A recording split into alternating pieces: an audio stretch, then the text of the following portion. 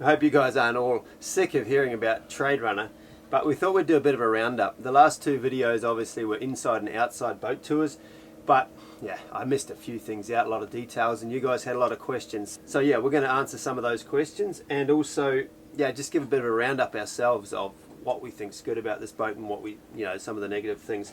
Anyway, Eli here is going to help us. Let's get into it.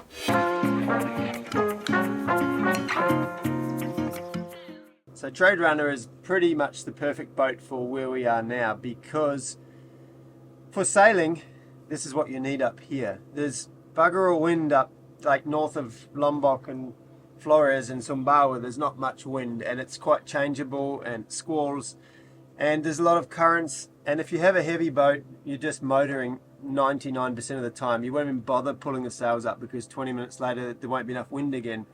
This boat, it's light enough and it's got big enough sails that you can go on a breath, or you can have one engine running quite slowly, make yourself a little bit of apparent wind, 4 or 5 knots, and then you're going again at 7 knots because you've got some apparent wind. So in that regard, Trade Runner is pretty perfect for us.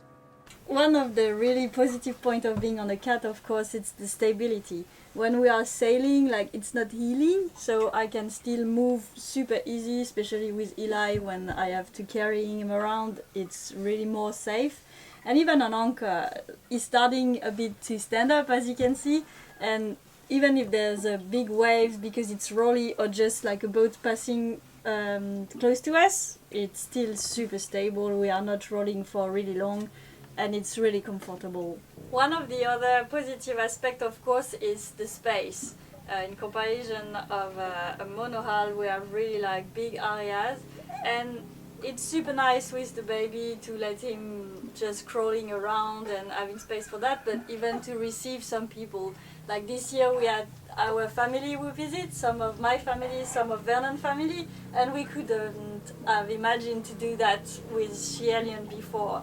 Like, it's really big beds, you can have your space, you are not all on each other, and it's a really, really pleasant thing on a boat.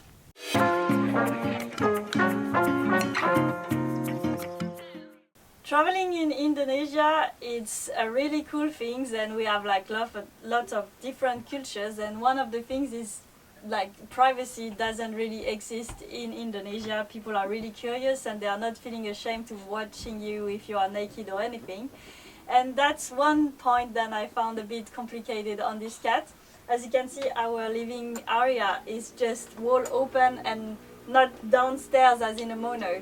So if we are giving the shower to the baby or eating the dinner with the light, if there's people around, they can basically see what you are doing all the time, and sometimes I would like to have a little bit more privacy. Okay, well this boat definitely, compared to Schiehallion or other monohulls I've had, definitely has way more maintenance, and that's my sort of department. So I've got 2 engines to service, 2 propellers to look after, 2 shafts. Yeah, it's just double of everything, which is good because we've got redundancy, but it is just a lot more maintenance. Okay, so this one is a positive and a negative. Well, first it's the rounded decks or the rounded surfaces disperse water and waves and things much quicker, so that's a positive in terms of performance. But as a negative, it definitely a little bit more care has to be taken when walking around, especially underway. But even at anchor, it's not flat walkway, so walking around with Eli, you've got to be more careful and hold on. And also just, you know, at anchor, sitting around on the decks and things, it's not as comfortable as a flat deck would be, like on a production boat. But yeah, these are the compromises. Having more space on the cat, it's also saying that we have more things to clean. And in Chilean it was super quick. We were deciding to do the floor, and you know, on a boat you also have to clean the walls and the roof. It's not only about the floor. And yeah, definitely when you have to take off the mold of this wall cat, it's a lot of surface and taking way more space. Even the cockpit, if we want to let the baby playing, like doing the wall floor, yeah, it's definitely taking way more time, and when you have a little baby you have way less time.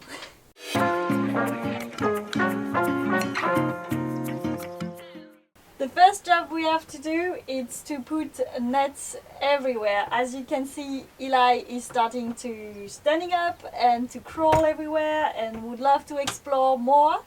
And yeah, there's some big steps in this boat, and we don't want that he's hurting himself. The beds are pretty high too, so we're gonna install nets in different area to trying to minimize the big bumps of this little boy.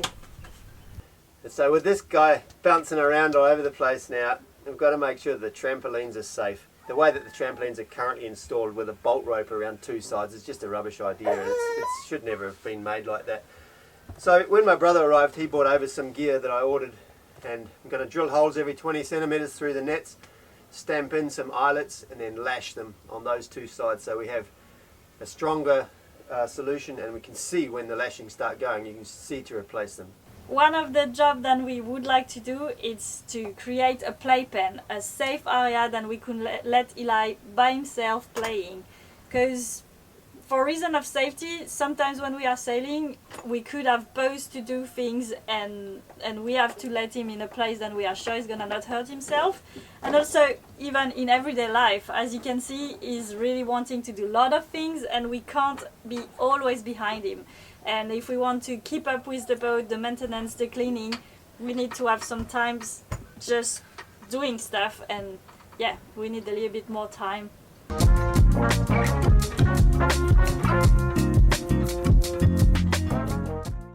Definitely day passage. Day. Night. Non, mi attends encore. I love sailing at sea. Nothing more than 9 knots. As fast as I feel the boat is not going to break. Oh, sailing. Yeah, obviously sailing. The perfect is just showers of rain and sun. Well, that's not quick fire. I'm not choosing. Sunny. By myself. I'm a wild bear. Yeah, I think we prefer the sunsets by ourselves.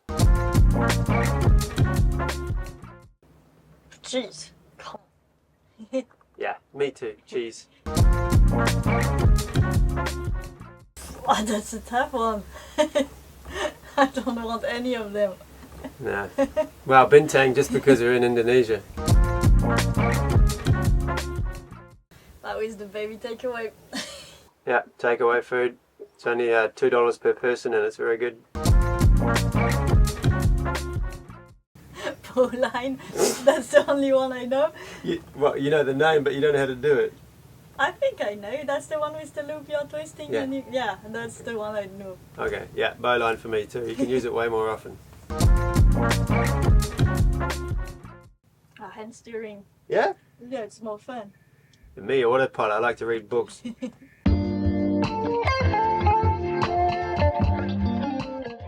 So Trade Runner is 39 point something feet long, 12 metres and 7 metres or 695 wide. She's 5 tonne empty. I'm assuming she's probably 6 tonne now because we've got about 600 litres of water and fuel, and then the dinghy and all of your shoes. She's made out of fiberglass and foam core, no balsa or ply. Kevlar below the water lines. All vacuum bagged. Yeah, she's obviously got 2 dagger boards, got 2 lifting rudders and cassettes, and a rotating rig of 16 or 17 metres. Mainsail 50 square metres, jib 36 and screecher 50, and then we've got an asymmetric spinnaker that's about 85. First and foremost, rigging points for a drogue are on this boat. So it's got chain plates underneath the bridge deck where you attach a drogue or ropes and tyres and whatever it is you want to throw at the back, so you're not just tying them off the cleats, which obviously don't have enough strength for the loads you would need. We've got a para anchor, I think it's Tasmanian. We've also got a sea squid. This would be the first thing I would throw out before conditions got out of hand. And then we have a big drogue that goes out, and we've got all the lines and chains and the whole setup. It's all ready to go, packed correctly in the bag. It's just a matter of hooking it onto the chain plates and throwing it out the back. We watched a lot of boats before buying this one, even if we were not planning to have a cat. And apart from Aurora, lots of the catamarans we saw are really coastal catamarans and not really made for what we were wanting to do. So if you want to have an offshore catamaran, I would say the entry level of a catamaran, it's around 200,000 Australian dollars. So that's what we call a budget catamaran. So we saw a lot of other catamarans who are not even ready for offshore and were already way more than 200,000. So we are talking about this range of money spending on a catamaran. Well, I would, but I wouldn't cross all oceans or any oceans, and I would definitely pick the right time of the year. I wouldn't feel as safe crossing oceans in this as I would in Schiehallion, or I think in any proper well-built monohull I would feel safer than in any cat, to be honest, just the way the forces work. One advantage in cats, you would cross the ocean faster, so if weather came, you're out of the way, or you can deviate if you've got satellite capabilities, you can deviate around weather and things. But for example, the Pacific, going the right way with the trade winds, I would do it in trade runner, no problem. Indian Ocean, yeah, I don't know. I would if I was forced to, but I don't think, we didn't buy a trade runner to do that sort of crossing. The Indian Ocean is notorious for having swells from many directions, and this is a 25-year-old plastic boat. It's a very good plastic boat, and it's very well made, but still, that's what it is. I could, but would I? Would you? By me, I would not really feel safe, even the Pacific Ocean. I mean, that's a bit the same. Like, if we were forced or if we had to, I would say it's probably not irresponsible of doing it, but yeah, in general, I would prefer to be in a mono to cross any ocean. But anyway, I'm not super keen to cross any ocean. So You're crossing in the jet plane and meeting me at the other side, I think. Yeah, exactly. But yeah, definitely, I think, like as Vernon already said, like I think there are boats who are made to do things, and I think this boat is not specifically made for doing that. On a catamaran, I feel people can get on board way easier, and it hasn't been bad people that are getting on board, but just people coming to visit us. We can be looking on this side and there's people sneaking on the other side, and that's 7 meters away. And also, when somebody climbs aboard a smallish monohull, you feel it. The boat moves, and often they have to climb up over a side or in over the stern up a ladder to get on board, so there's more movement. On a cat, they just basically can swim out and be on your sugar scoop and you don't feel a thing. So, and they are inviting to come. It seems then people are thinking it's that's also the thing. Generally on a monohull, people will always ask, and also here in Indonesia and Solomons and that, they'll ask if they can come aboard, because it's that sort of step, whereas it seems like the sugar scoop is like our front doorstep, and that's the entry for them, and then they'll knock and you're like, yeah, but you're already on the boat. And that's sort of a different feeling, because they're standing there looking straight in at you in here while you're having dinner maybe, and they're standing on your boat already, but they don't really feel like they are, sort of. So in any places we don't feel safe at night, I'll spread some thumbtacks around the sugar scoops. So if someone comes aboard and it's dark, they will let out a scream as they stand on thumbtacks. That's a very simple method.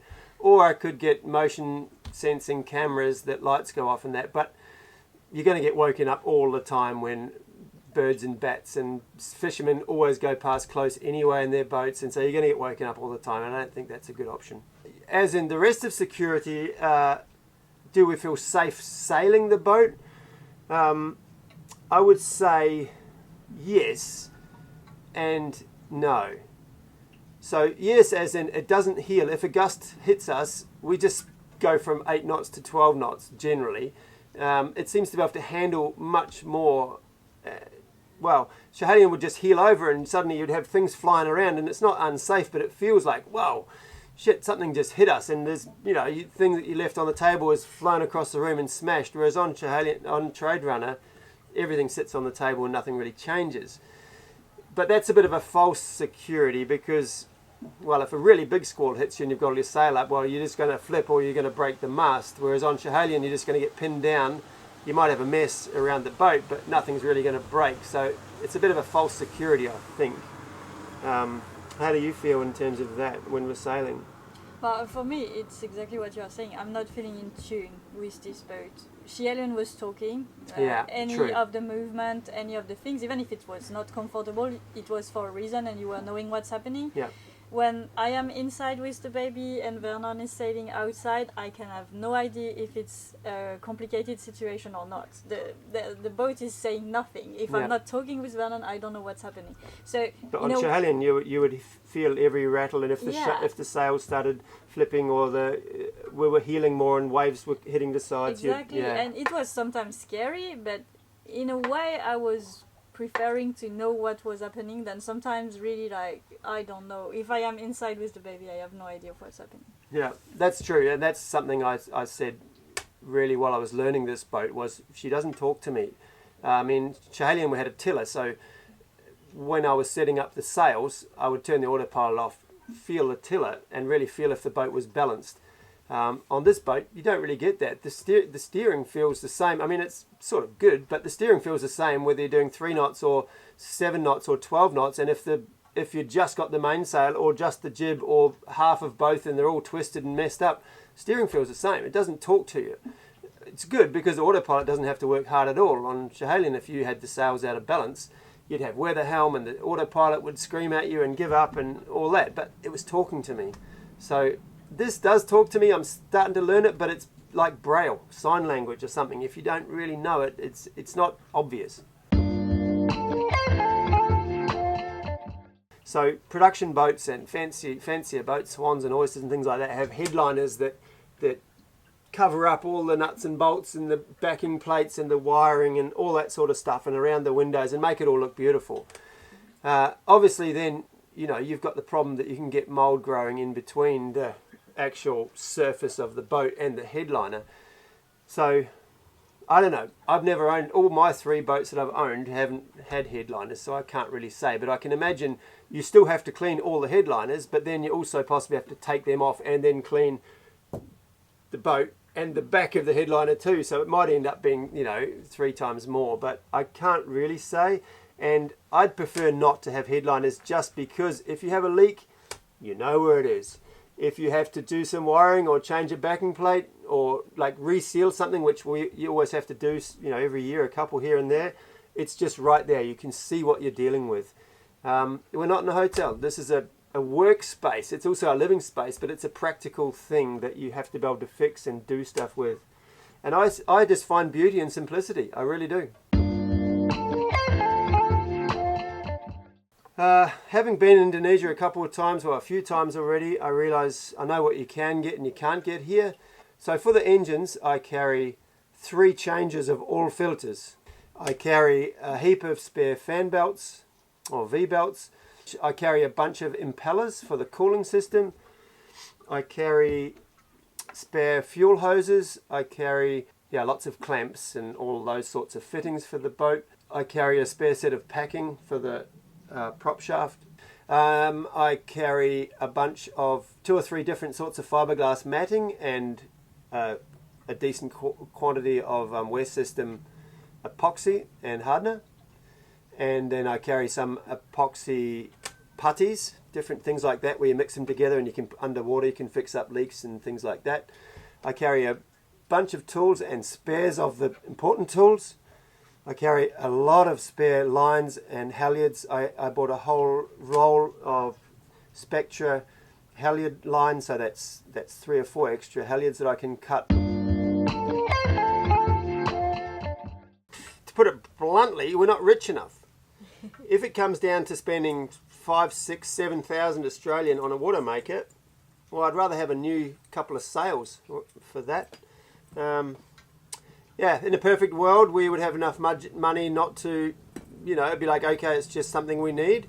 But it's not something we need. It's just an extra luxury. And, I don't know, if we were going to sail along Lombok and Sumbawa in the dry season all the time, or out to some Pacific islands where on the equator where it doesn't rain very often, we just would, because you don't really have any other option. But having been here in Indonesia, we know that it rains enough that most of the time we just can catch our water and it's plenty.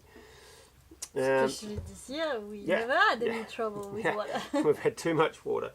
And it's maintenance free catching water. You know, one thing I hate about water makers is they're not maintenance free. Everyone I see sitting around in marinas are either waiting for water maker parts or Autopilot parts, or for their Starling to turn up. Basically, that's sort of what everyone's waiting for, spare parts for water makers. And I just don't like. For me, the more simple the boat is, the better. And as much as I don't really like carrying, you know, 2 20-litre canisters full of water, and I don't have to do it very often, but I do sometimes. I'm 50 this year, and you don't want me to be fat, and you know, people with water makers don't do anything physical. They just sit around and have showers all day. Oh yeah, that's what they do. I don't know, maybe they don't. But I mean, anyway, it's not hurting me to go and do some work every now and again. And hey, for 7,000, we don't spend much more than that in a whole year of cruising. What would you rather be doing, cruising for a year or having 4 showers a day? And listening to me swear about having to change the filters again. Yeah, that's the whole part. So yeah, swearing. I don't know. If a sponsor came to us and said, we're going to give you a water maker and you have to talk great about it, well, we'd talk great about it. But it hasn't happened yet. So Autopilot on Trade Runner or on any long distance cruising boat, it's just like, compared to Automaker, you can't do without an Autopilot, I don't think. You just can't do it. You can't do long passages if you're steering all the time. I mean, I enjoy hand steering sometimes when it's challenging conditions and surfing and things like that, but I'd say 90% of the time we're on Autopilot. And we have a good one. It's a bit of a hodgepodge. In the beginning I was sort of thinking, oh, that's a bit weird, but it has a old B&G electric motor and then the rest of it's Raymarine. And I was like, oh, that's a bit of a weird combination. But it could actually be any electric motor. It doesn't matter. It just happens to be B&G. So we've got 2 helms. And on the starboard helm, there's a chain drive coming off that to the B&G motor. And then that just gets connected to the whole brand new of Raymarine. And that's just an amazing system. And as I said earlier, the steering on this boat is very, very light. You hardly feel it. The Autopilot doesn't have to work hard at all, ever. We can hear it through the wall because it's just behind this bulkhead. It works amazingly. So the Autopilot we trust, we've always trusted, has never given up and has never stopped, and it just keeps us straight as. Okay, well, yeah, we promised that next week's video will be exploring video, a sailing video. Some, well, we can say now it's Bangai Islands, a very, very amazing archipelago that no yachties hardly ever visit. There's no points on Navionics, or the guidebook has got nothing in there, so you know, we're just really going and looking and seeing what we can find. Anchoring is really tough, but yeah, that's next week's video. We've done enough of this talking about boats and stuff. All of us, as usual, are giving you a big thank you for watching our videos every week, so almost every week.